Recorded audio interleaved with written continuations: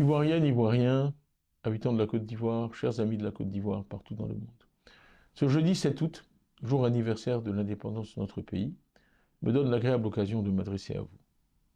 Il y a un peu plus d'un an, exactement le 1er août 2023, disparaissait le deuxième président de la République de Côte d'Ivoire, son Excellence Aimé Henri Konan Bédié. La nation tout entière lui a rendu un hommage mérité en mai et juin dernier. Je tiens, encore une fois, à renouveler toute ma gratitude aux Ivoiriennes et aux Ivoiriens, ainsi qu'aux amis de la Côte d'Ivoire, et à remercier ici toutes celles et tous ceux qui ont contribué à lui rendre un vibrant et émouvant dernier hommage à la mesure de la part qu'il a prise au développement de notre pays. Le PDCI-RDA, notre parti, a tenu à saluer le premier anniversaire de cette perte cruelle partout où notre parti est implanté en Côte d'Ivoire et à l'étranger. J'ai moi-même présidé ces commémorations en France où je me trouve.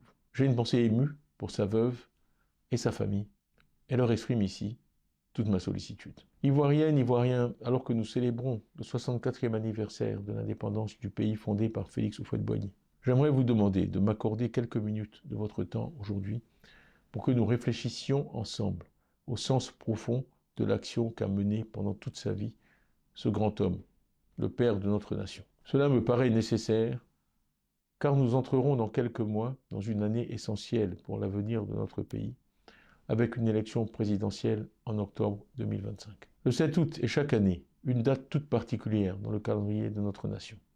C'est en effet l'anniversaire de la création de la Côte d'Ivoire, une date à laquelle le devoir s'impose à nous de marquer un temps d'arrêt pour, d'une part, réfléchir à notre histoire commune, tirer les leçons du passé, et d'autre part, imaginer notre avenir commun. Je vais procéder à une analyse de certains éléments de notre passé, de 1960 à aujourd'hui, pour en tirer quelques leçons essentielles. Je veux vous parler ce soir d'une valeur qui était la valeur la plus chère au président Houphouët-Boigny, la paix. Il ne se lassait pas d'en parler dans chacune de ses interventions, nous exhortant, nous tous Ivoiriens, à chérir la paix, à nourrir et à développer un véritable amour de la paix.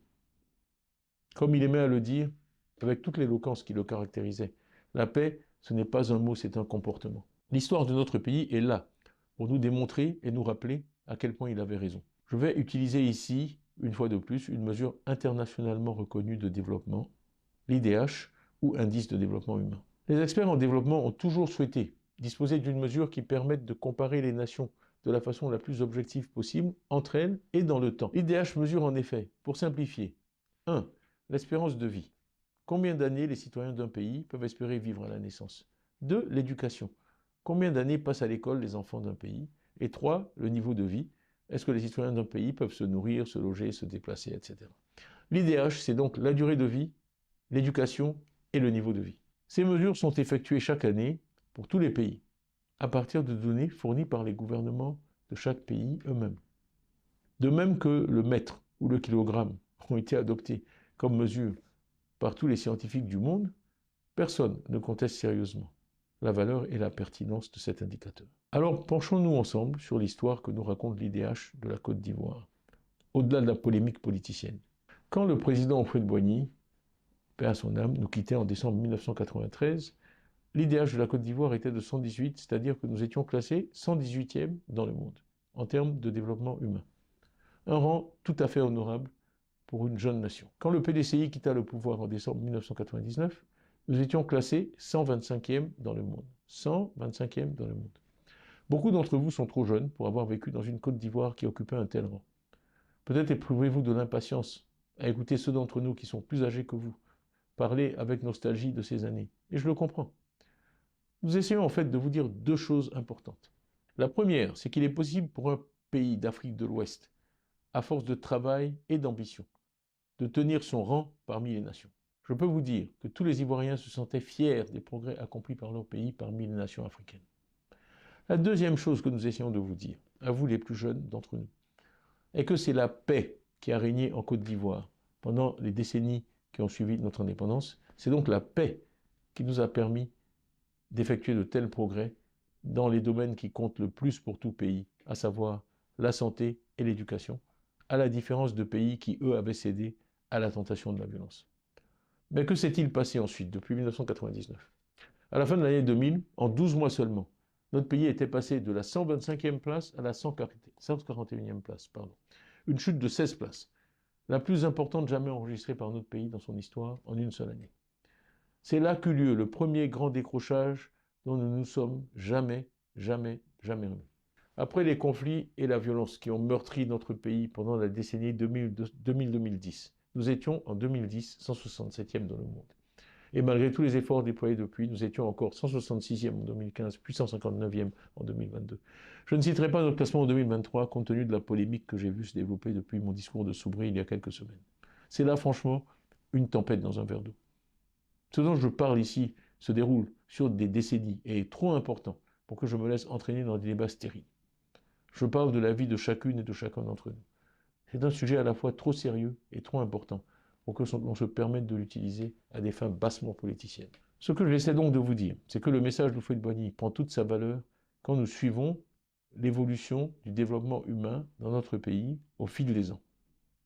Ce que ces chiffres, ce résultat veulent nous dire, c'est que la violence et le conflit ne sont jamais la solution pour un pays. Quand un pays sombre dans la violence, les premières victimes de cette violence sont les plus faibles, les plus démunis et les plus pauvres. C'est cette triste réalité que l'IDH capture. Quand on est jeune et démuni, la violence peut paraître une solution tentante. L'arme qui va vous permettre d'acquérir rapidement et sans grand effort tous ces biens que vous aimeriez posséder, cette voiture, cette villa, cet ordinateur. Je vous le dis, ce n'est pas vrai. Tout ce que la violence apporte avec sa cohorte de destruction, c'est une régression sur tous les plans. Les dégâts que provoque la violence dans un pays, il faut des dizaines d'années pour les réparer. Voilà ce que nous dit le fameux IDH pour notre pays. C'est pour cela qu'Houphouët-Boigny voulait nous inculquer à tous l'amour de la paix. C'est pour cela que je ne vous parle que d'apaisement, de tolérance, de paix dans chacune de mes interventions. C'est cela le vrai message de l'oufouettisme, la paix, l'amour de la paix. Voilà ce dont je tenais à vous parler aujourd'hui. Celui qui ne connaît pas l'histoire est condamné à la revivre, a dit Winston Churchill. Alors que nous nous rapprochons de 2025, je crains que des leaders sans scrupules essaient de nouveau de nous entraîner dans la voie du conflit et de la violence et de la division. Si je me suis porté candidat à la présidence du parti d'Houphouët-Boigny, dont les militants m'ont fait l'immense honneur de m'élire, si je m'adresse à vous aujourd'hui, c'est pour barrer le chemin à ceux qui n'auraient rien appris du passé récent de notre pays. Les Ivoiriens sont fatigués de la violence, des injures et des outrances verbales. Ils veulent vivre dans une Côte d'Ivoire apaisée et réconciliée. Je m'efforce au PDCI de susciter des débats sur des sujets déterminants pour l'avenir de notre pays. C'est le sens du combat que je mène aujourd'hui. Ainsi, il y a quelques mois, j'ai relevé que trop peu d'Ivoiriens étaient inscrits sur nos listes électorales pour que nous ayons des élections crédibles. J'ai indiqué qu'il fallait que 4 à 5 millions d'Ivoiriens de plus soient inscrits sur les listes électorales. Je ne peux qu'observer qu'après les polémiques et injures que mes interventions semblent parfois susciter chez certains, ces chiffres semblent maintenant acceptés de tous, y compris à la Commission électorale indépendante, la CEI. J'ai ensuite parlé de l'IDH il y a quelques semaines. De nouveau, après que j'eus subi attaques et injures, mes propos semblent avoir suscité un débat que je crois utile sur l'état de l'éducation et de la santé dans notre pays. Dans le message que je vous ai adressé à la fin de l'année dernière, j'ai pris l'engagement de faire de la politique autrement. Faire de la politique autrement, c'est ne pas craindre de mettre sur la table et de débattre de questions fondamentales pour l'avenir de notre pays. Faire de la politique autrement, c'est ne jamais tomber dans l'invective ou dans les injures. Donc malgré les attaques dont je suis l'objet de façon maintenant quasi quotidienne, je suis resté fidèle à cette ligne de conduite et je n'en dévierai pas. C'est en nous comportant de la sorte que nous, leaders politiques ivoiriens, pouvons éviter les erreurs du passé et ainsi véritablement honorer la mémoire du président Félix Houphouët-Boigny.